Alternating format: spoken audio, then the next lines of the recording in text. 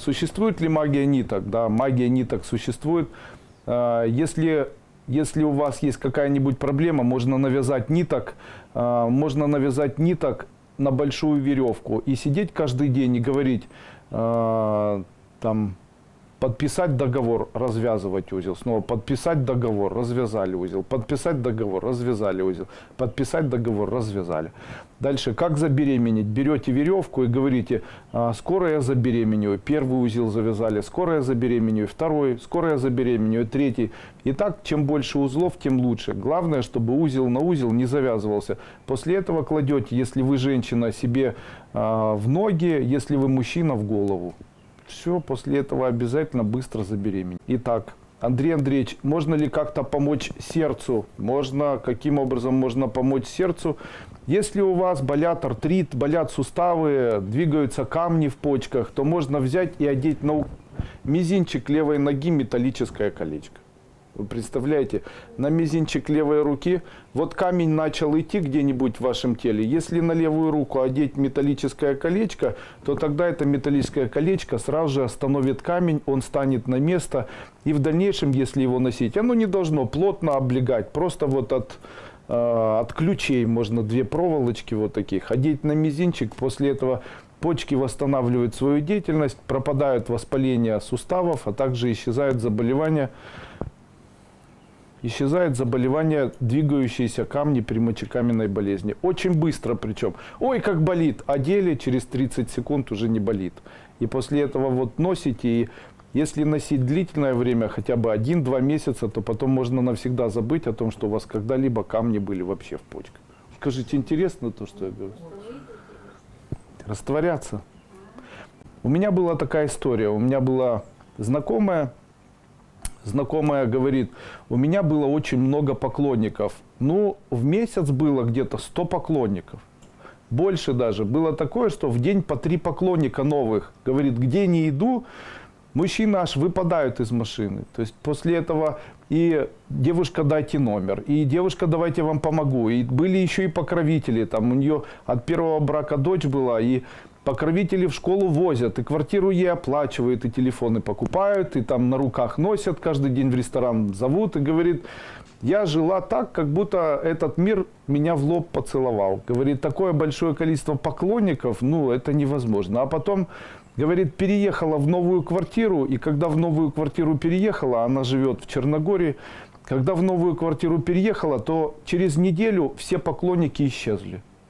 Вот их было там 100 человек, и все исчезли.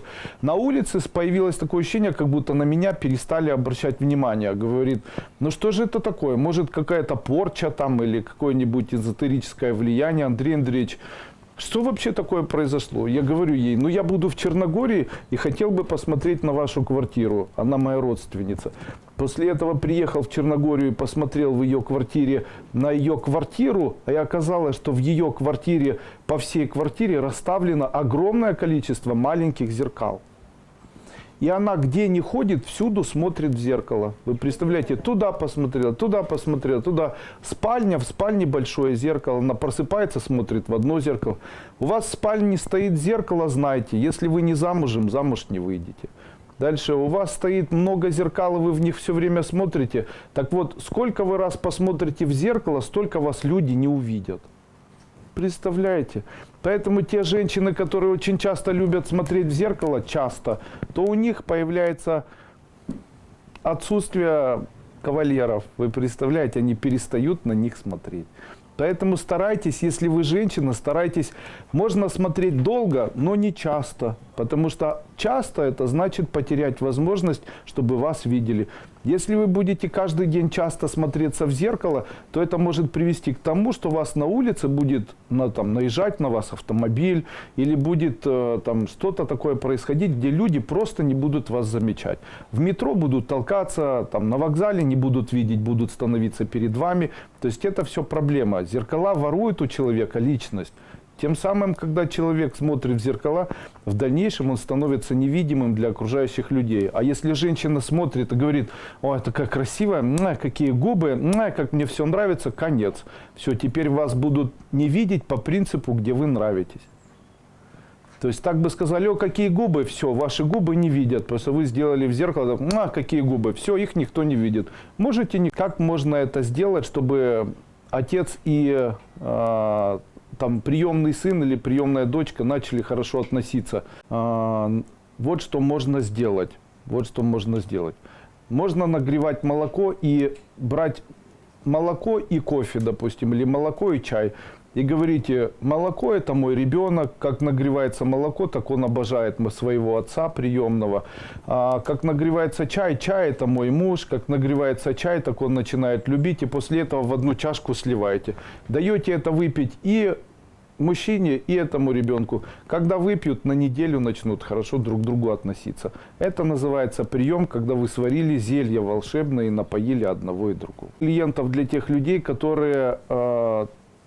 которым принадлежит помещение, допустим. Хочу вам сказать, вы риэлтор, приходите в помещение, которое вам нужно продать, и после этого начинаете весело танцевать, ходя по кругу. Вот так, ха-ха-ха, и начинаете по кругу танцевать. Вот чем быстрее вы будете танцевать, тем больше клиентов будет приходить в ваше это помещение. Вы представляете, это называется раскрутить свой бизнес. Допустим, видели, как танцуют сиртаки? Допустим, мне для того, чтобы сегодня раскрутить свой бизнес, чтобы он начал приносить плоды, достаточно взять Соню за руки, Сашу пригласить, там, Женю, работников офиса, и после этого начать с ними танцевать сиртаку, держась за плечи, очень быстро ходя по кругу против часовой стрелки. Но этот танец посвятить дальнейшему процветанию офиса. 100% в дальнейшем этот офис начнет больше торговать. Когда вы открываете магазин, покружитесь в этом магазине долгое время, тогда привлечете в этот магазин много клиентов. А вы что делаете? Ответ: ничего. Итак, для того, чтобы выиграть в суд и сделать так, чтобы за вами осталось это все, необходимо делать на вдохе слово произносить бутая, а на выдохе тиюю. Делать это 108 раз утром и вечером. Данные системы больше всего боятся зеленого света или зеленого цвета. Поэтому, если человек хочет, вот у меня не получается зарабатывать деньги, носи зеленые носки. Я говорю это серьезно, носи зеленые носки. У меня не получается влюбиться, носи зеленую майку. У меня не получается, у меня позвоночник болит, одень зеленую нитку на поясницу. Руки болят, одень зеленую нитку на запястье, одень зеленые нитки на запястье, на шею, на поясницу и на ноги. Сверху одень зеленые носки, зеленую футболку. Носи, ходи в зеленом свете, а также делай так, чтобы облучаться в зеленом свете. Я вам говорю, это решение очень быстро приводит человека к тому, что он в жизни решает все свои вопросы. То есть становится богаче, появляется материальное благополучие и так далее. Что увеличивает мужскую силу мужчины, а также силу ума и так далее. Мужчине нужно носить золото, причем чем больше, тем лучше. Не напрасно, когда мужчина одевает на себя золото, он почему-то очень притягивает взгляды женщин. А также женщины начинают обращать на такого мужчину внимание. Почему? Это не связано со стоимостью золота, это связано с качеством энергии, потому что энергия золота – это мужская энергия. Она очень притягивает в жизнь мужчины любовь, материальное благополучие и так далее. Андрей Андреевич, ищу работу, на собеседование приглашают, когда приглашают, а потом зло смотрят и все сводится к нулю. Каждый раз, когда идете на собеседование, рисуйте на своей груди скрещенную шестиконечную звезду. Тогда вас будут брать не только на собеседование, а еще и на работу. Существует еще мантра, а не заклинание. Существует мантра такая, она звучит так. Ом дуалет дуалет дзунь соха, да? Ом дуалет дуалет дзунди соха. Если ее читать и представлять то, что я рассказываю на первой ступени, то будет всегда много работы. Подскажите, пожалуйста, как эзотерически прогнать мелких желтых муравьев из дома? Необходимо взять муравья в левую руку. После этого нужно представить, будто этот муравей светится у вас в руке ярко-ярко сияющим желтеньким или беленьким светом. После этого нужно взять и вот так представить, будто вы тянете воздух и представляете, будто вот этот свет попадает вам в рот. После этого смешиваете этот свет со слюной и глотаете. После этого отпускаете муравья, на протяжении нескольких дней он соберет всех муравьев и уведет. Так, для того, чтобы быстро привлечь клиентов в свой бизнес, представляйте, будто у вас на голове шар в полумесяце, и на вдохе и на выдохе произносите слог «хав».